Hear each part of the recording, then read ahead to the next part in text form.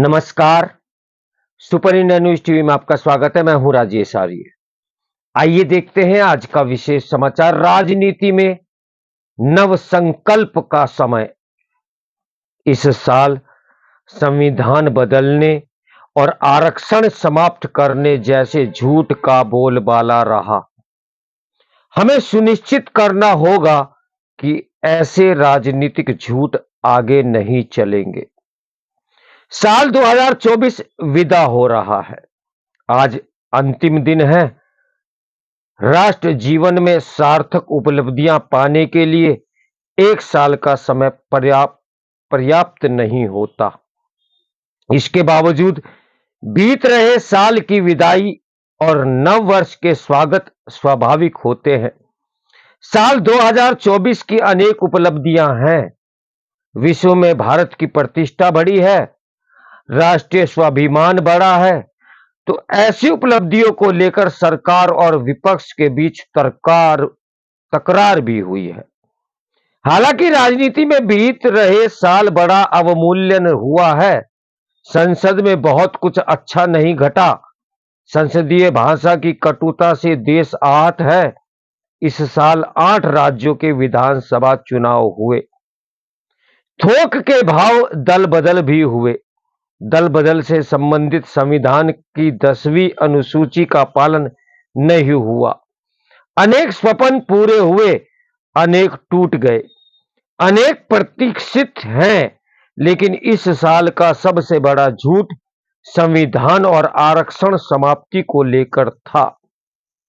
विपक्षी दलों ने प्रचारित किया कि भाजपा सत्ता में आते ही संविधान बदलेगी और आरक्षण समाप्त करेगी।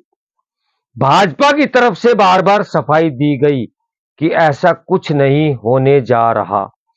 बेशक राजनीति में सबके सामने सबके अपने सत्य और अपने झूठ भी होते हैं। वरिष्ठ कार्यकर्ता भी अर्ध सत्य या असत्य का सहारा लेते हैं, लेकिन संविधान बदल देने और आरक्षण समाप्त करने संबंधी झूठ निंदनीय है। इससे देश भर में भ्रम फैला। संसद में भी यह झूठ बोला गया कि पूरे देश में इसी झूठ को प्रचारित किया गया, जबकि कृषि, जनस्वास्थ्य, रोजगार ऐसे ही अनेक मुद्दों पर सार्थक विमर्श नहीं हुआ। याद रहे कि संविधान जड़ नहीं है, वह राष्ट्रीय आवश्यकता के अनुरूप परिवर्तनीय है। संविधान निर्माताओं ने संशोधन प्रक्रिया भी संविधान में ही लिखी। डॉक्टर भीमराव अंबेडकर ने संविधान सभा में संविधान संशोधन का प्रस्ताव पेश करते हुए कहा था, जो संविधान से असंतुष्ट हैं उन्हें सिर्फ 2/3 बहुमत प्राप्त करना है। यदि वह वयस्क मत के आधार पर निर्वाचित संसद में 2/3 बहुमत भी नहीं पा सकते तो यह समझ लेना चाहिए कि संविधान के प्रति असंतोष में जनता उनके साथ नहीं है। संशोधन वाला अनुच्छेद 368 ध्यान देने योग्य है।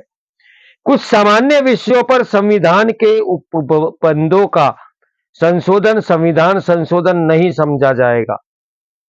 ऐसे संशोधन के लिए साधारण बहुमत चाहिए।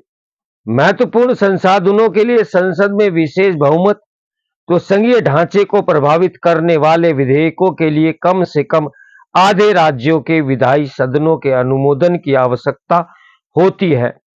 संविधान संशोधन प्रत्येक सदन में जाएगा, उसे सदन की कुल सदस्य संख्या के बहुमत के द्वारा और सदन में उपस्थित सदस्यों के कम से कम 2/3 बहुमत द्वारा पारित किया जाएगा।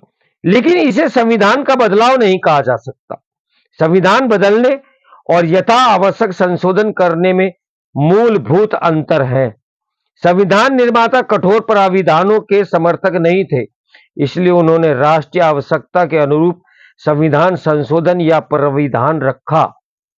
राज्य विधानमंडलों के समर्थन से संविधान अमेरिकी संविधान की अपेक्षा अधिक उदार है। अमेरिकी संविधान में 3/4 राज्यों के समर्थन की जरूरत है, लेकिन भारत में आधे राज्य विधानमंडलों का समर्थन पर्याप्त है। सुप्रीम कोर्ट ने भी संविधान संशोधन के अधिकार और प्राविधानों पर अनेक निर्णय दिए हैं। कहा गया है कि संविधान के मूल ढांचे का संशोधन नहीं हो सकता। इनमें राष्ट्र की एकता और अखंडता, संसदीय प्रणाली, सामाजिक न्याय और संविधान की सर्वोच्चता सहित अनेक विषय सम्मिलित हैं। संविधान राष्ट्र जीवन की आचार संहिता है। संविधान राज धर्म है और राज धर्म जड़ नहीं होते। सामाजिक परिवर्तन की गति तेज है। सामाजिक बदलाव का प्रभाव राजनीति पर भी पड़ता है, अर्थव्यवस्था पर भी पड़ता है। ऐसी चुनौतियों से निपटने के लिए ही संविधान निर्माताओं ने संशोधन का प्राविधान रखा। लेकिन भारत में ही ऐसा झूठ बोला गया है कि संविधान खतरे में है और इसे भाजपा द्वारा बदला जाएगा, आरक्षण भी समाप्त हो जाएगा। विश्व के किसी भी लोकतांत्रिक देश में ऐसा झूठ नहीं चलता। संसद में भी 2 दिन की बहस के दौरान व्यक्तिगत आरोप लगाए गए। संविधान निर्माता भारत के भविष्य के प्रति सजग थे। उन्होंने जम्मू कश्मीर से जुड़े अनुच्छेद 370 के शीर्षक में अस्थायी प्राविधान लिखा था। संविधान निर्माताओं ने जम्मू कश्मीर के विशेष दर्जे वाले प्राविधान समाप्ति की गुंजाइश छेड़ी थी। उन्होंने ये भी छोड़ी थी कि केंद्र सरकार ने ये दायित्व निभाया। विभाजन राजनीति अनुच्छेद 370 का प्रेत जगाया करती है। अब तक 100 से अधिक संविधान संशोधन यही दर्शाते हैं कि राष्ट्रीय चुनौतियों के अनुरूप संशोधित होते रहे हैं।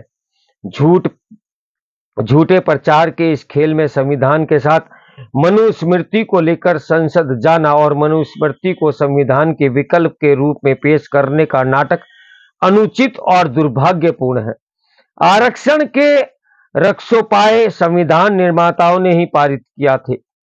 आवश्यकता अनुसार संशोधन भी हुए हैं। आरक्षण की अवधि बढ़ाने का विषय भी संवैधानिक संशोधन से ही जारी है। अवधि बढ़ाने के प्रस्ताव पर सभी दलों ने सहमति दी है। तब आरक्षण समाप्त करने के दुष्प्रचार का औचित्य क्या है? सभी सरकारों ने आवश्यकता अनुसार संविधान संशोधन कराए हैं। आपातकाल में सारे विपक्षी नेता जेल में थे। उस समय 53 संशोधन एक साथ हुए थे। संविधान का 42वां संशोधन राष्ट्र की आवश्यकता नहीं था। आपातकाल को वैध ठहराना और सत्ता बनाए रखने के लिए संशोधन हुआ था। इस संशोधन में न्यायपालिका के अधिकारों में भी कटौती हुई थी। जनता पार्टी सरकार ने संशोधन के बड़े हिस्से को समाप्त कर दिया था। क्या 2025 में हम अनुकूल और सौहार्दपूर्ण परिवेश बनाने में कामयाब होंगे? क्या राजनीति में मर्यादा का पालन होगा? संविधान बदलने और आरक्षण समाप्त करने राजनीतिक झूठ आगे नहीं चलेंगे। 2024 को अलविदा। 2025 के स्वागत की तैयारी करें। तो मेरे साथ बने रहें सुपर इंडिया न्यूज टीवी की ब्रेकिंग न्यूज के लिए। नमस्कार, मैं हूं राजेश आर्य।